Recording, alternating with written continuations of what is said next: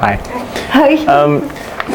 For our viewers and readers who are not familiar with you, what is your background and position on Castlevania: Limit of Innocence? I'm working on music composition for Lament of Innocence. And how important do you think music is to a gameplay experience? Well, it's possible to make a game without my music. Just only having sound effects. It's possible. But, in order to have the player look around in the castle without being bored, I guess my music helps. At least not to make them boring. And also the battling stage with the boss characters. I actually make the music to hype and pressure the player to defeat it. So I guess in that sense, it helps the player to proceed the game with my music. Okay, and in some of your past works, like in Nocturne in the Moonlight, there always seems to be a theme that goes throughout the game. Like I always felt that that game was almost bittersweet in a way, in terms of music. And I was curious what the theme was that you were attempting for Limit of Innocence. The story sets in 11th century, but and the player is to go around the castle defeating various creatures and monsters. So I am actually following up with the Castlevania world that existed from the past Castlevania games, but I'm also sympathize with the new script that Iga came up with, Lament of Innocence, which is the sorrow of the human and the destiny that you cannot change. So these elements are actually sprinkled throughout my music as a theme.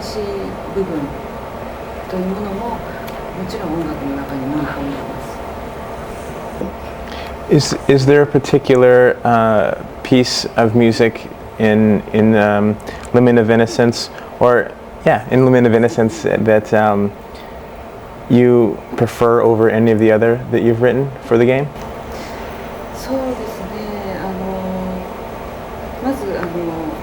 Actually, with the music composition, I have prepared one music per one boss character. So according to the boss character, she prepared a song that fits with the image of the character. That's one thing.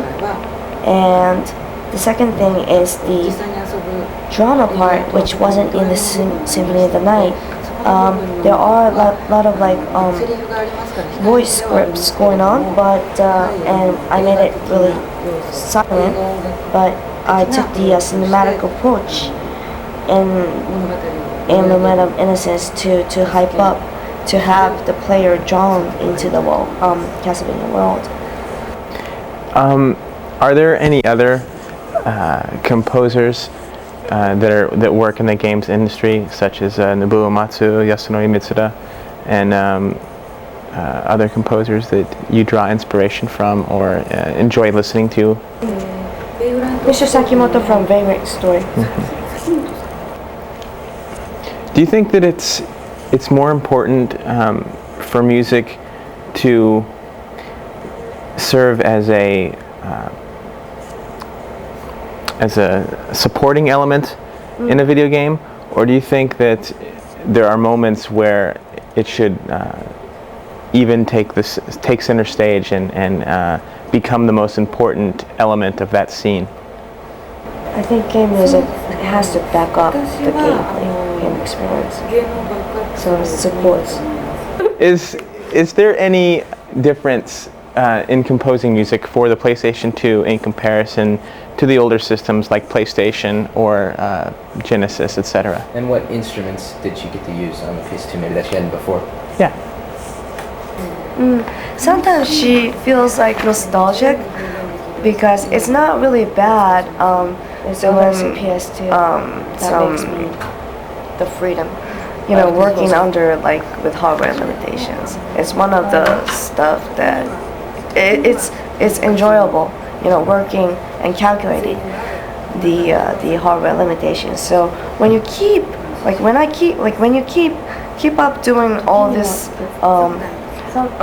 like older hardware, then it would be really stressful. But sometimes she feels like really nostalgic. She says there's no nothing really major. There's no major change from PSX Symphony Night to PS2 Lament of Innocence because it's PSX already. Right. What she has also mentioned was with Lament of Innocence, now that it's 3D gaming experience, she has implemented the sound of nature, the sound of wind, or even sampling some human voice that she actually implemented in the game.